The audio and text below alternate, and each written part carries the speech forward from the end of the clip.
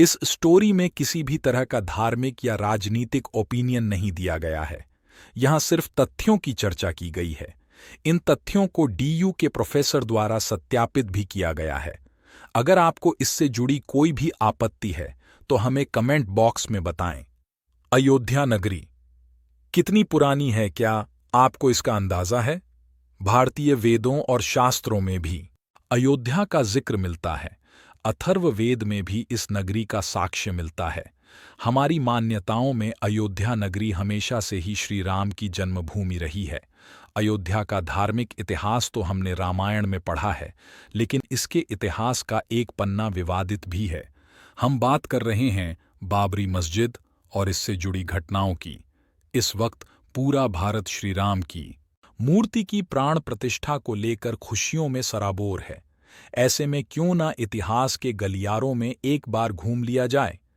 आज हम उन तारीखों की बात करते हैं जिन्होंने मौजूदा समय में राम मंदिर का स्वरूप निर्धारित करने में मदद की है।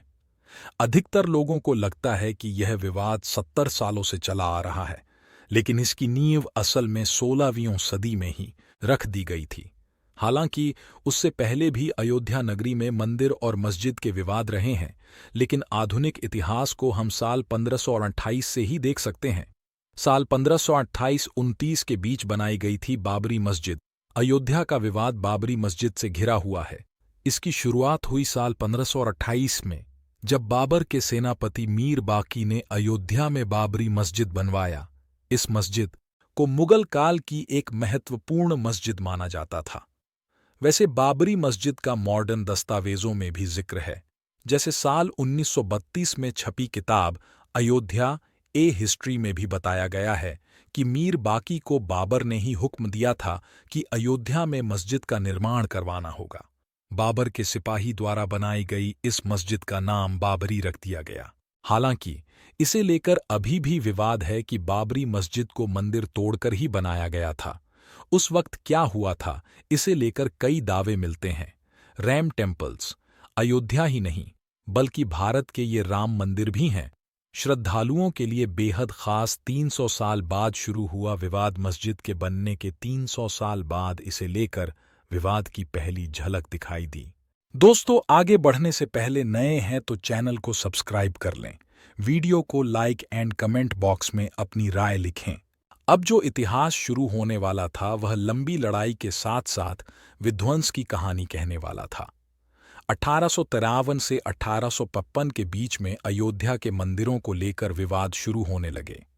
इंडियन हिस्ट्री कलेक्टिव की रिपोर्ट बताती है कि उस वक्त सुन्नी मुसलमानों के एक गुट ने हनुमानगढ़ी मंदिर पर हमला कर दिया था। उनका दावा था कि यह मंदिर मस्जिद को तोड़कर बनाया गया है। हालांकि इसका कोई भी साक्ष्य नहीं मिला। सर्वपल्ली गोपाल की किताब anatomy of A confrontation, Ayodhya and the rise of communal politics in India में भी इसका जिक्र है।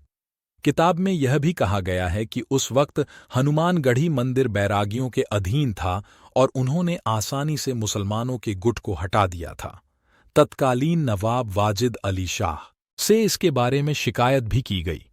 अयोध्या तब नवाबों के अधीन थी और इस मामले को सुलझाने के लिए कमेटी बनाई गई। उस कमेटी की जांच रिपोर्ट में सामने आया कि वहां कोई भी मस्जिद था ही नहीं। उस वक्त नवाब वाजिद अली शाह ने हनुमानगढ़ी मंदिर पर एक और हमला रोका था। एक रिपोर्ट कहती है कि साल 1898 में निहंग सिखों के एक दल ने बाबरी मस्जिद के अंदर घुसकर हवन पूजन किया था। उस वक्त इस घटना के खिलाफ पहली बार FIR की गई थी और लिखित में यह विवाद सामने आया था। उसमें लिखा गया था कि अयोध्या में मस्जिद की दीवारों पर राम का नाम लिख दिया गया है और उसके बगल में एक चबूतरा बना है। साल 1859 में अंग्रेजी सरकार ने इसके बीच एक दीवार खड़ी कर दी, जिससे हिंदू पक्ष और मुस्लिम पक्ष शांति से अलग अलग स्थान पर पूजा और इबादत कर सकें। यहीं से पहली बार राम चबूतरा शब्द प्रचलन में आया था। साल सन 1885 में पहली बार कोर्ट पहुंचे थे।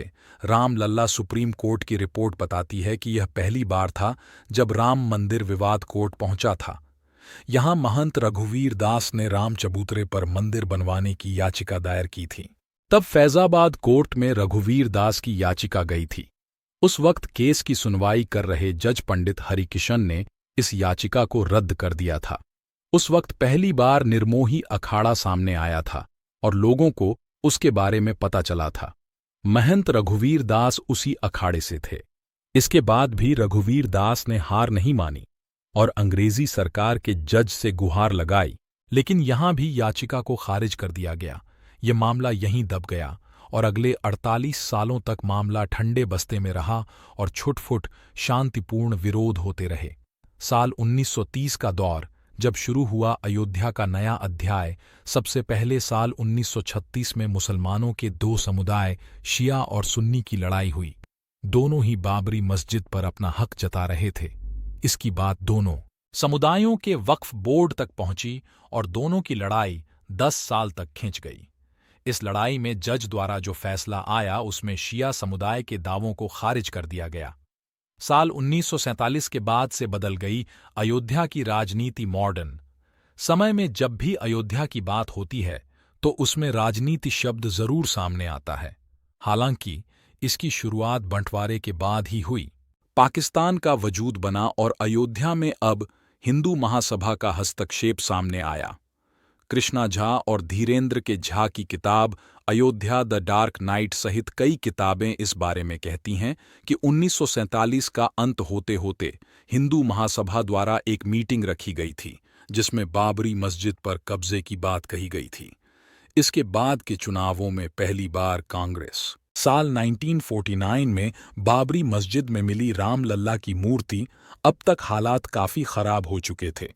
गाहे बगाहे खबरें आती रही कि हिंदू पक्ष ने बाबरी मस्जिद पर कब्जा कर लिया है, लेकिन तब तक ऐसा नहीं हुआ था। वहां के हालात को सुधारने के लिए कानूनी मदद ली गई, लेकिन साल 1949 की एक रात वहां राम मूर्ति मिलने का दावा किया गया। इस घटना के बाद हालात इतने गंभीर हो गए कि तत्कालीन प्रधानमंत्री जवाहरलाल नेहरू ने संज्ञान लिया। महज 6 दिनों के अंदर ही बाबरी मस्जिद पर ताला लगा दिया गया। उस वक्त हिंदू पक्ष ने दावा किया था कि रामलल्ला की मूर्ति अपने आप वहां प्रकट हुई है, लेकिन इस दावे को खारिज कर दिया गया।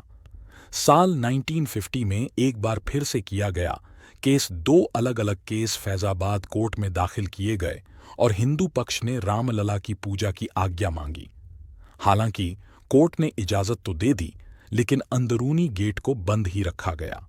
साल 1959 में निर्मोही अखाड़े ने एक तीसरा लॉ सूट फाइल किया जिसमें उन्होंने बाबरी मस्जिद की जमीन पर अधिकार मांगा। ऐसे ही साल 1961 में मुस्लिम पक्ष ने एक केस फाइल किया जिसमें यूपी सुन्नी वक्फ बोर्ड ने कहा कि उन्हें बाबरी मस्जिद ढांचे पर हक चाहिए और राम की मूर्तियों को यहां से हटा दिया जाना चाहिए। साल 1984 से एक बार फिर से गरमाया राम जन्मभूमि का विवाद। इस समय अयोध्या ने अपना सबसे बड़ा राजनीतिक दौर देखा। यह वक्त था जब राम मंदिर आंदोलन की शुरुआत हुई थी। इसी समय बीजेपी के वरिष्ठ नेता लाल कृष्ण आडवाणी को इस आंदोलन का नेतृत्व करने के लिए चुना गया था। साल 1986 में राजीव गांधी सरकार के आदेश पर बाबरी मस्जिद के अंदर का गेट खोला गया। दरअसल उस वक्त लॉयर यूसी पांडे ने फैजाबाद सेशन कोर्ट में याचिका दायर की थी कि फैजाबाद सिटी एडमिनिस्ट्रेशन ने इसका गेट बंद करने का फैसला सुनाया था, इसलिए इसे खोला जाना चाहिए। तब हिंदू पक्ष को यहां पूजा और दर्शन की अनुमति भी दे दी गई और बाबरी मस्जिद एक्शन कमेटी ने इसके खिलाफ प्रोटेस्ट भी किया। साल 1989 में रखी गई थी राम मंदिर की नींव। उस समय तत्कालीन प्रधानमंत्री राजीव गांधी ने विश्व हिंदू परिषद को विवादित जगह पर शिलान्यास करने की अनुमति दे दी थी। इसके बाद पहली बार रामलला का नाम इलाहाबाद हाई कोर्ट पहुंचा था, जिसमें निर्मोही अखाड़ा 1959 और सुन्नी वक्फ बोर्ड 1961 ने रामलला जन्मभूमि पर अपना दावा पेश किया। साल 1990 में लाल कृष्ण आडवाणी ने गुजरात के सोमनाथ मंदिर से लेकर अयोध्या तक रथ यात्रा की शुरुआत की। यह बहुत ही विवादित दौर था। अयोध्या वासियों ने बताई उस वक्त की आंखों देखी। हमने दिल्ली यूनिवर्सिटी के पॉलिटिकल साइंस प्रोफेसर और अयोध्या के निवासी शिवपूजन पाठक से बात की। उन्होंने हमें बताया उस दौरान अयोध्या वासियों के ऊपर ही कारसेवकों के लिए व्यवस्था का कार्यभार था। चारों तरफ पुलिस तैनात रहती थी और रातों रात कार सेवकों को रहने के लिए जगह दी जाती थी। स्कूलों में भी उन्हें रुकवाया गया था। उस वक्त चारों तरफ सिर्फ परेशानी का माहौल रहता था और समझ नहीं आता था कि आने वाले पल में क्या हो जाएगा। साल 1992 में गिराई गई बाबरी मस्जिद 6 दिसंबर 1992 का वो दिन जब बाबरी मस्जिद को गिराया गया था। भारत के इतिहास में यह दिन दर्ज है। कार सेवकों ने यहाँ एक अस्थायी मंदिर की स्थापना भी कर दी थी। मस्जिद गिराने के 10 दिन बाद प्रधानमंत्री ने retired high court justice MS लिब्रहान को लेकर एक कमेटी बनाई, जिसमें मस्जिद को गिराने और सांप्रदायिक दंगों को लेकर एक रिपोर्ट बनानी थी। जनवरी 1993 आते आते अयोध्या की जमीन को नरसिम्हा राव की सरकार ने अपने अधीन ले लिया और 67.7 एकड़ जमीन को केंद्र सरकार की जमीन घोषित कर दिया गया। साल 1994 में इस्माइल फारूकी जजमेंट आया, जिसमें सुप्रीम कोर्ट SC ने 3-2 के बहुमत से अयोध्या में कुछ क्षेत्रों के अधिग्रहण अधिनियम की संवैधानिकता को बरकरार रखा। इस जजमेंट में यह भी कहा गया था कि कोई भी धार्मिक जगह सरकारी हो सकती है। साल 2002 में बढ़ने लगी राम मंदिर की मांग। अप्रैल 2002 में अयोध्या टाइटल डिस्प्यूट शुरू हुआ और इलाहाबाद हाई कोर्ट की लखनऊ बेंच में हियरिंग शुरू हुई। अगस्त 2003 में ASI archaeological survey of India ने मस्जिद वाली जगह पर खुदाई शुरू की और यह दावा किया कि इसके नीचे 10वीं सदी के मंदिर के साक्ष्य मिले हैं। साल 2009 में अपने गठन के 17 सालों बाद लिब्राहन कमीशन ने रिपोर्ट सबमिट की। हालांकि इस रिपोर्ट में क्या था वह सामने नहीं आया। 30 सितंबर 2010 अयोध्या मामले का ऐतिहासिक फैसला। अब तक अयोध्या की जमीन को हर पक्ष अपने लिए मांग रहा था, लेकिन इलाहाबाद हाई कोर्ट ने इस जमीन को 3 हिस्सों में बांट दिया। इसके तहत 1/3 हिस्सा निर्मोही अखाड़ा को, 1/3 हिस्सा सुन्नी वक्फ बोर्ड को और 1/3 हिस्सा रामलला विराजमान को दिया गया। इस फैसले ने पूरे देश में विवादों को जन्म दिया। इसके खिलाफ एक बार फिर से याचिका दायर हुई और साल 2011 में सुप्रीम कोर्ट ने इलाहाबाद हाई कोर्ट की रूलिंग को रोक दिया। सुप्रीम कोर्ट ने इस हियरिंग को लेकर कहा कि इलाहाबाद हाई कोर्ट का जजमेंट अजीब है, क्योंकि तीनों में से किसी भी पार्टी ने इसके लिए गुहार नहीं लगाई थी। साल 2017 आते आते चीफ जस्टिस खैहर ने तीनों पार्टियों को out on off court settlement के बारे में कहा। इस पर एक बार फिर से बहस शुरू हुई। साल 2018 में सुप्रीम कोर्ट ने अपना फैसला दिया, हालांकि लेकिन उसे जगजाहिर नहीं किया गया।